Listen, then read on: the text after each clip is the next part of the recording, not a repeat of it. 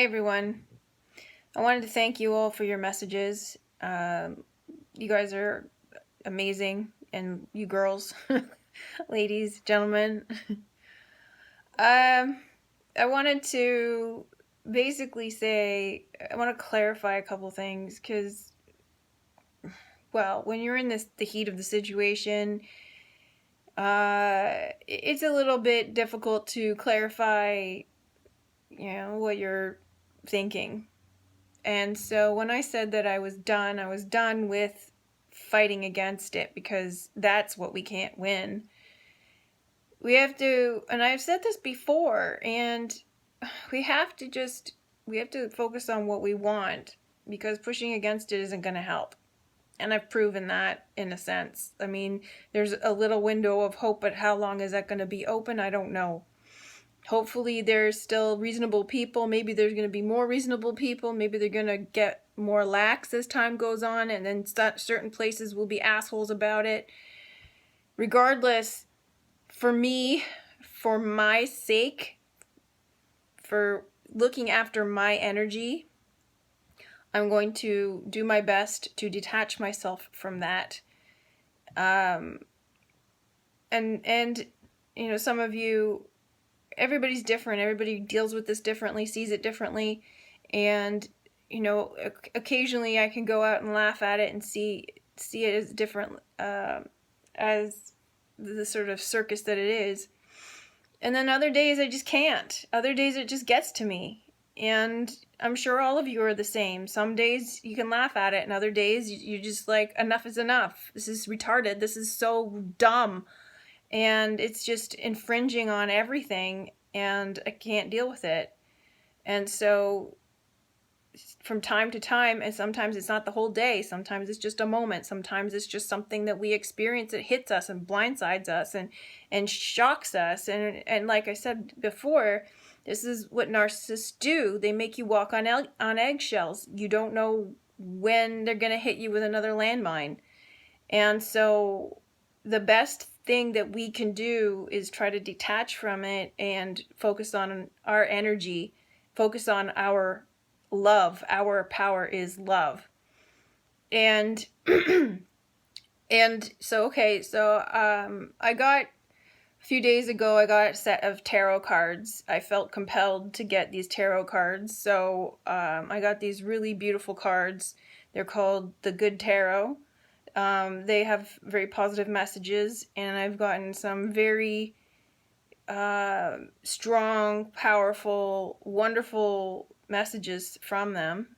And, up until a little while ago, I wasn't really into tarot cards. I didn't really understand them, to be honest. And I've been watching this channel called Russellingaround, and he's wonderful. He does tarot card readings.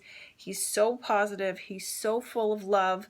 And I just enjoy watching his videos. If you want to check out his videos, please do. He does tarot card readings every day, I think. And, he's very much aware of what's going on here. And his messages are always very hopeful and uplifting. And it's nice.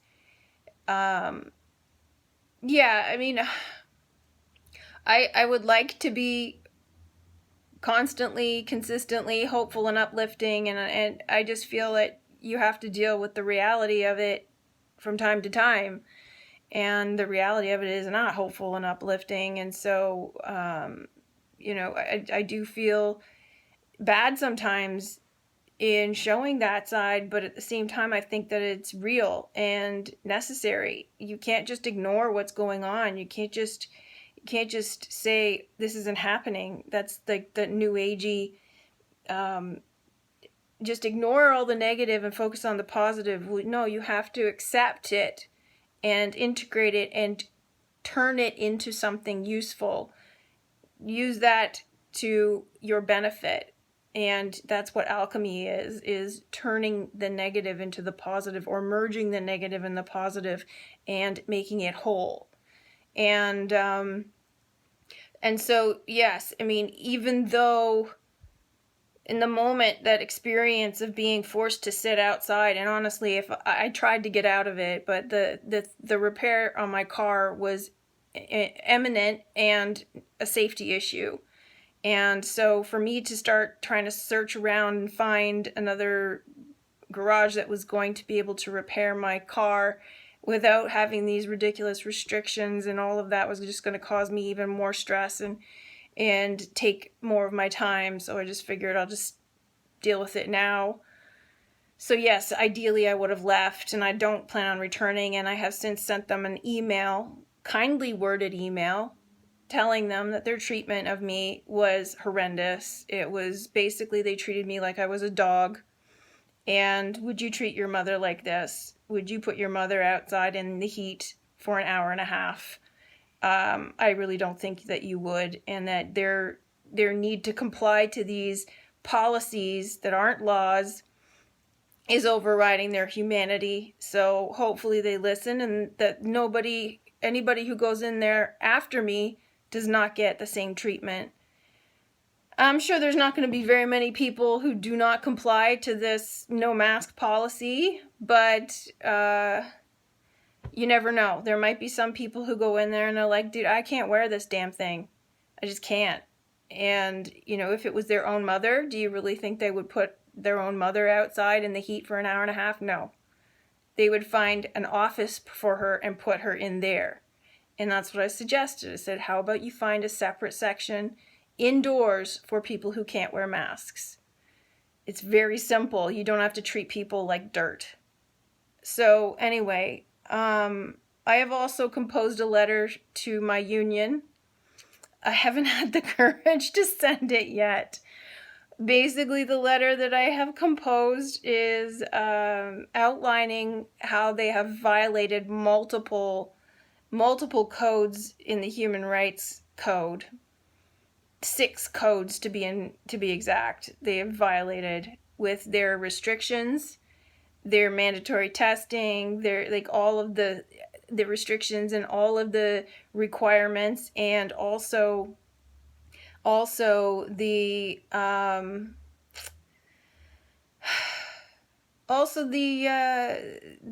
the requirement that we fill out these forms and provide documentation of residency, and that's a violation as well. So they may not see it this way. Like I said, I understand that you are trying to do the best you can. I understand that you're trying to make people feel safe and protected, but you're discriminating against healthy people. You're discriminating against people who cannot do this. And so I just ask that you reconsider and find a way around it. If there's an exemption, and that people can be exempt and not have to feel harassed or forced to comply or discriminated against. That's the best I can do. I'm sure they're not going to listen. I mean, they're not going to listen. I'm only doing this to have my peace. And I'm just going to sit on it to make sure that there's nothing in it that is a little too over the top or harsh or anything. But yeah, I don't think it'll do any difference. I don't think it'll make a change. I don't think it'll do any benefit, but it will do a benefit for me in saying, at least I tried and I said something. Nobody else will have the guts to say anything. I'm going to be the only one. I know I am.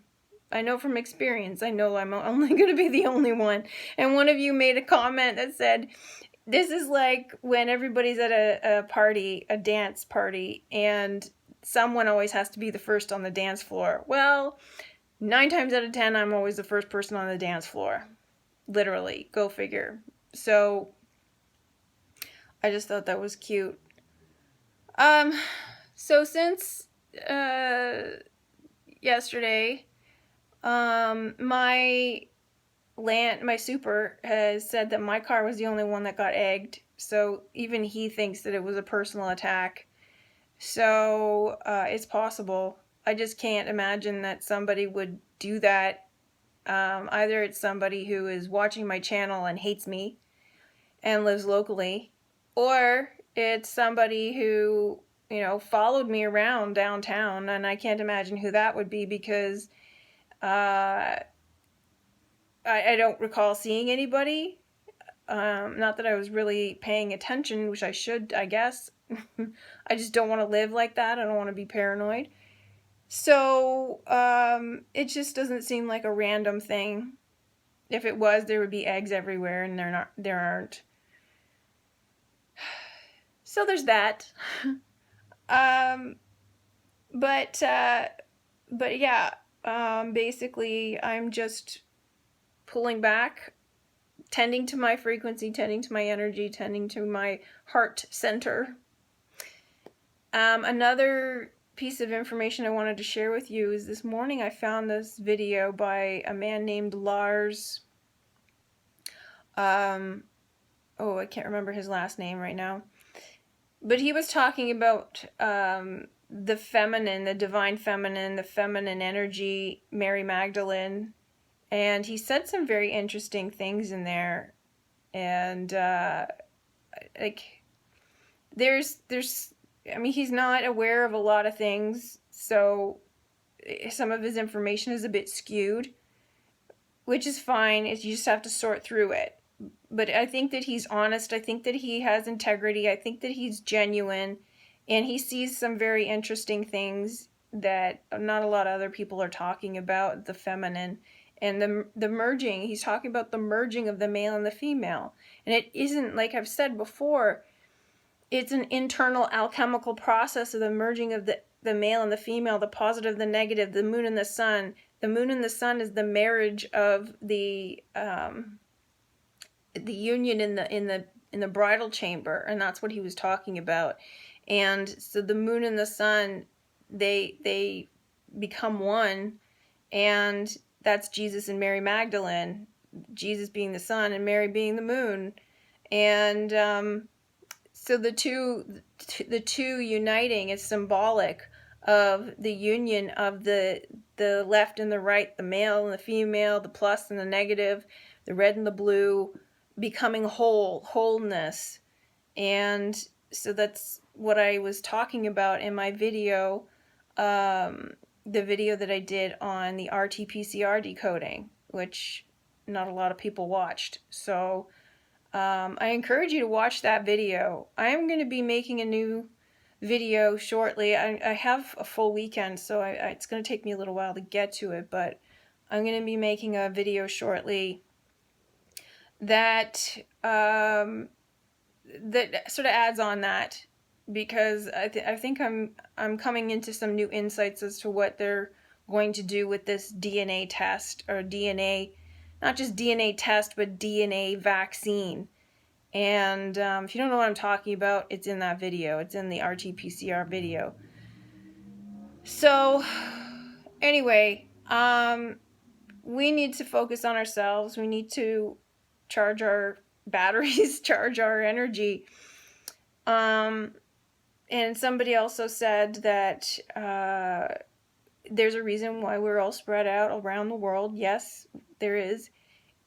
And I think that part of that is by going within, by focusing on our heart center, by focusing on our love energy and our love power. I think that because we're all around the world, we have the ability to affect the energy of the earth. Lindsay Harris, he is the gentleman who's making these videos about the flat earth, about the realm, and using esoteric knowledge to do so, and he bases his diagrams on Egyptian texts and scriptures and all of that information. So he takes that information and he applies it to the model of the realm, the earth, which is basically the macrocosm of the microcosm. It's everything. All is a tomb, basically. It's the atom, the ADM, the DNA. And so he applies it to that, and what was I going to say? I lost my train of thought. Oh well. Okay, so anyway, yeah, damn it, I wish I remembered what it was. So yeah, I guess if I lost my train of thought, I'm going to have to end it here. But once I figure out what it was, I will tell you. All right, everybody, have a good weekend. And, oh, right. So that our energy goes into the earth and cycles around through magnetism. So everything is dielectricity, electricity, magnetism, and it's sort of this ebb and flow type energy. What goes out comes in. It's breathing. It's the in and the out, the positive, the negative. There's this constant duality, if you want to look at it that way. It's the action and then the reaction, that sort of thing. And so what I took from some of his information in one of his videos, he talks about how when you meditate and you ground yourself in the root chakra, you sit on the ground, on the earth, not the floor, but on the earth. The earth energy rises up through your chakra system, and you are energized by the earth energy. You also put your energy into the earth. So it's a constant feedback system circling around you, and also comes out of your crown chakra. So it's a constant loop, and this energy cycles in the greater cycle, goes around from you. So if we're all scattered around the world, and our energy cycles into the earth and feeds into the earth, and that gets cycled around through magnetism and goes into the core, into the vortex, and gets cycled out, it will come up through the ground and affect the whole. So I thought that was a very beautiful thought. So that is quite an empowering idea, that because if we focus on our energy and we feed it back into the earth, we have the ability to change the energy in the earth. And I think that's partly what we must do. So this is why it's important that we protect our energy.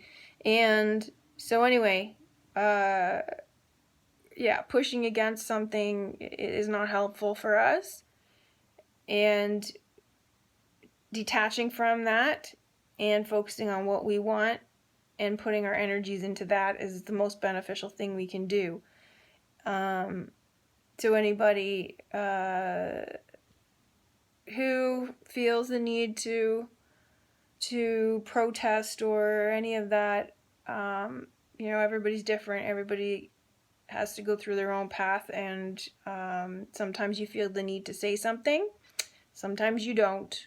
So I'm at the stage now where I don't want to say anything anymore. And that's kind of why I'm sitting on the letter for my union, because I'm not sure that I need to say it.